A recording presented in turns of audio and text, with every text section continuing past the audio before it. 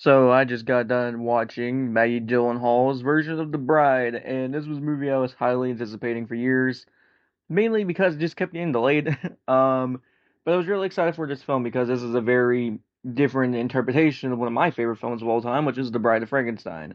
Love that movie, always have. It's just a great film. And so finally getting a new Bride of Frankenstein movie after all these years was really exciting for me because she's been sprinkled in throughout other Frankenstein movies, but she's never gotten like her full own movie before. And so I was really excited to see how this one turns out. And I mean, it's really it's really easy to explain the plot of this movie because it's very similar to other Frankenstein films. Young woman gets killed by the mob, gets resurrected by Dr. Frankenstein and her monster because it's a woman in this movie. And yeah, then she comes back to life and they go on a very punk rock adventure. That is one thing I will say about this movie.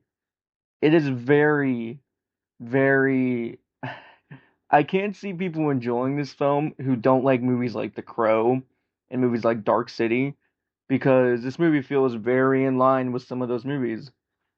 It doesn't have like the gothic aesthetics, but this feels very punk rock in a way. It feels very it just the world feels very lived in, which I really enjoyed about the film, and I love just how punk rock it feels.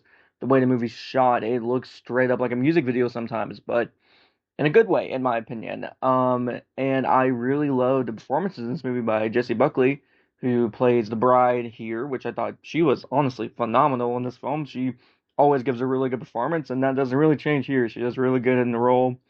And Christian Bale as Frankenstein's monster, I really enjoyed him in this movie. He goes for a completely different take than what we're used to with the character, but it still feels very. It doesn't feel like new in an offensive way. It feels very welcome, and it makes sense for the character of Frankenstein's monster in this film, or the monster. He is really good in this movie. They give him his own character arc in this film. Same thing with the bride. They give her her own character arc. There's many times during this movie where my girlfriend leaned over. She's like, she is just Lady Gaga in this film, and she kind of is, but in a good way. I don't know. Like I said, the movie's shot incredibly well. The score and the soundtrack here is banging. I love the way this movie sounds. And like I said, I love the way it looks. This movie, like I said, is very for an acquired taste because there's straight up dance sequences in this movie.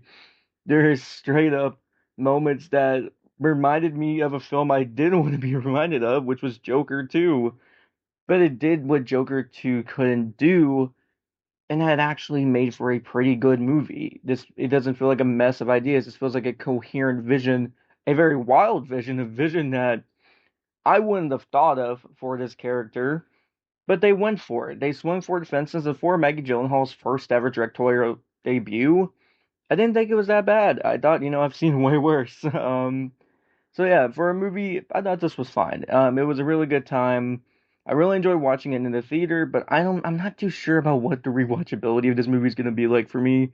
But I had a really good time with it. Like I said, I don't know what critic reviews are gonna be like this yet. I'm leaning towards the fact that some critics are gonna just hate this movie. They're gonna despise it.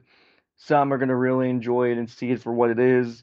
I see it for what it is, and I had a good time with The Bride. So I will give The Bride explanation point. I would give The Bride about a 7 out of 10.